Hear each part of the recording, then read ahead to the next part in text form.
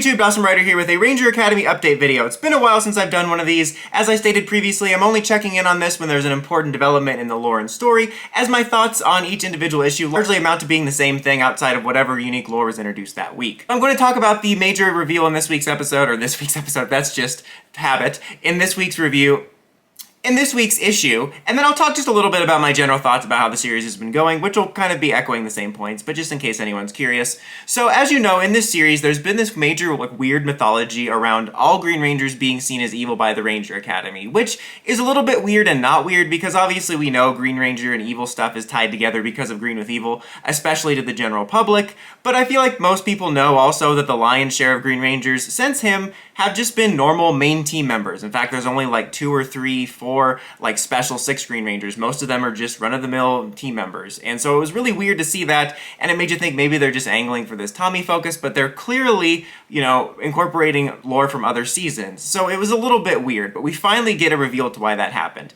And one of the main points of this issue, kind of bringing this up, the main character of the series is a Green Ranger. When she passes her test to get not Kyber Crystal, she's revealed to be a Green Ranger, and she freaks out about it thinking that she's evil. And then she's forced to reveal it to people when her and her friends are effectively in the holodeck and it goes crazy and Moriarty is just freaking the F out.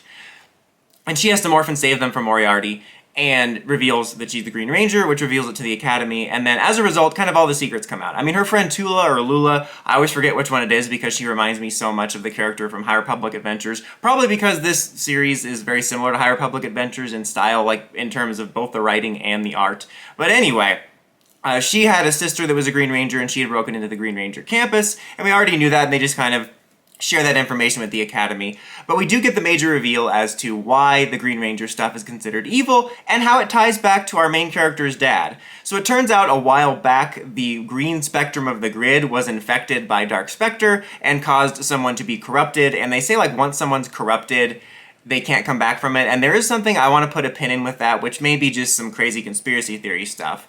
But they talk about how, in the past, her dad, who we know went to the Ranger Academy, who was a Red Ranger, was forced to kill this person, which was what led to her, or him, leaving. And that kind of ties that together. Honestly, I wasn't sure if those were going to have anything to do with each other in this way. I honestly assumed her dad was going to be revealed to have been a Green Ranger and maybe, either did something bad, or he was the one that was corrupt, or it was perceived he did something bad and it was all a misunderstanding, and I didn't expect it to go down that way. So I thought that was actually pretty cool. I actually really liked the way this shook out. I thought it was pretty neat.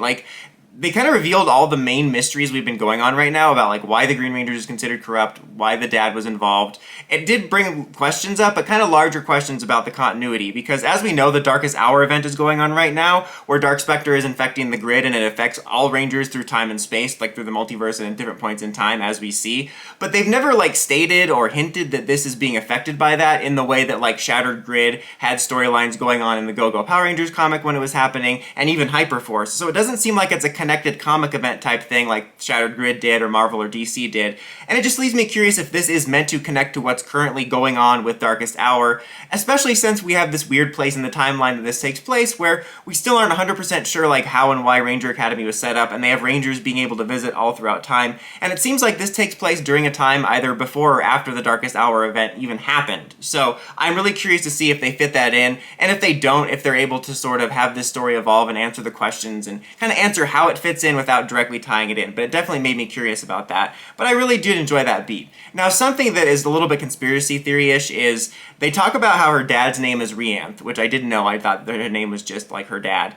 And that name is very similar to Ryan, who was the original Red Ranger, the emissary Red Ranger. And they also talk about how once somebody's corrupted by Dark Spectre, they can't be saved. But in that comic, with the original emissaries, they were able to save the Morphonaut, aka the Phantom Ranger, from corruption by flooding that planet with grid energy. That could be just a little bit conspiracy theory-esque, but I immediately thought of how they were able to cure someone with corruption, and the fact that they have similar names. I'm curious if there is going to be any sort of connection. It would seem weird to do deep ties to Power Rangers universe, since this is meant to be a young reader comic, but I did find that to be interesting. But yeah, those are the major revelations about the Green Ranger and her dad. Overall, I still have been enjoying this. The only reason, like I said, I haven't been reviewing it is because most of my points are the same. But I think it's done a pretty good job of steadily revealing plot mysteries and details, and the characters are pretty well done, and I think it's an overall really nice entry point for younger readers, and as I've said before, I think it could make a pretty kick-ass animated series if they wanted to do that.